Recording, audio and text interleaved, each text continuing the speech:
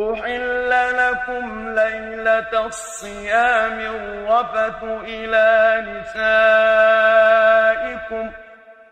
هن لباس لكم وأنتم لباس لهن علم الله أنكم كنتم تختانون أنفسكم فتاب عليكم وعفى عنكم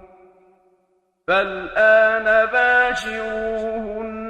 وابتغوا ما كتب الله لكم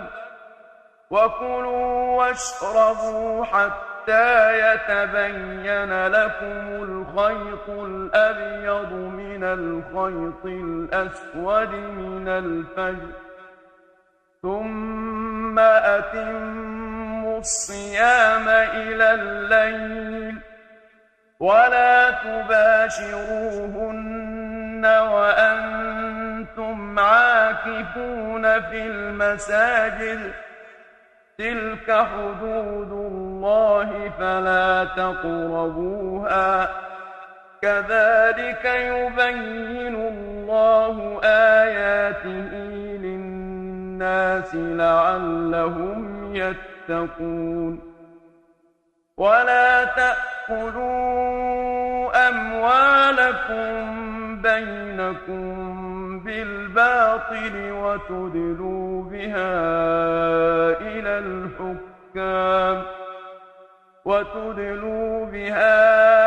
إلى الحكام لتأكلوا فريقا من أموال الناس بالإثم وأنتم تعلمون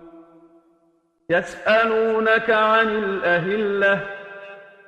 قل هي مواقيت للناس والحج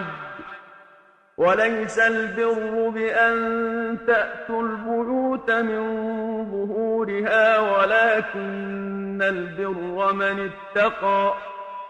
وأتوا البيوت من أبوابها واتقوا الله لعلكم تفلحون وقاتلوا في سبيل الله الذين يقاتلونكم ولا تعتدوا إن الله لا يحب المعتدين